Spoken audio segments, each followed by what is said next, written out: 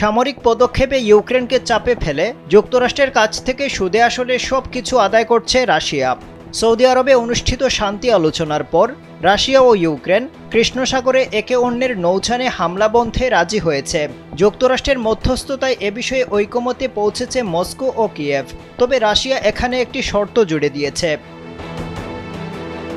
তারা বলছে, তাদের ব্যাংক, উৎপাদক এবং আন্তর্জাতিক খাদ্য ও সার বাণিজ্যে জড়িত রফতানিকারকদের ওপর নিষেধাজ্ঞা প্রত্যাহার না করা পর্যন্ত কৃষ্ণ সাগরের যুদ্ধবিরতি কার্যকর হবে না। রাশিয়ার দাবি, ব্যাংকগুলোর মধ্যে সুইফট পেমেন্ট সিস্টেমের সঙ্গে পুনরায় সংযুক্ত করা, খাদ্য বাণিজ্যে যুক্ত রুশ পতাকাবাহী জাহাজগুলোর পরিষেবা নিষেধাজ্ঞা তুলে নেওয়া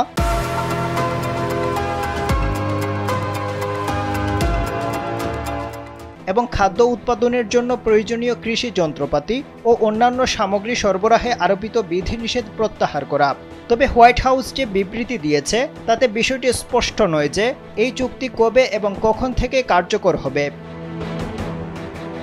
যুক্তরাষ্ট্র ও রাশিয়ার আলোচনার বিষয়ে ওয়াশিংটনের বিবৃতিতে বলা হয়েছে, যুক্তরাষ্ট্র কৃষি ও সার রপ্তানির জন্য বিশ্ববাজারে রাশিয়ার প্রবেশাধিকার পুনরুদ্ধারে সহায়তা করবে। তবে যুক্তরাষ্ট্রের এই বক্তব্যকে অবস্থানগত দুর্বলতা বলে মন্তব্য করেছেন ইউক্রেনের প্রেসিডেন্ট ভলোদিমির জেলেনস্কি। তিনি বলেন, যদি মস্কো তার প্রতিশ্রুতি লঙ্ঘন করে তাহলে ইউক্রেন রাশিয়ার বিরুদ্ধে আরও নিষেধাজ্ঞার জন্য চাপ দেবে এবং যুক্তরাষ্ট্রের কাছ থেকে অতিরিক্ত সামরিক সহায়তা চাইবে। কৃষ্ণ সাগর নিয়ে সমঝোতার বিষয়ে ইউক্রেনের প্রতিরক্ষা মন্ত্রী রুস্তেম ওমেরভ বলেছেন, কৃষ্ণ সাগরের পূর্বাংশের বাইরে দিয়ে রুশ সামরিক নৌযানের যে কোনো ধরনের চলাচলকে সমঝোতার লঙ্ঘন হিসেবে ধরে নেবে কিয়েভ। একই সঙ্গে একে হুমকি বলে মনে করা হবে।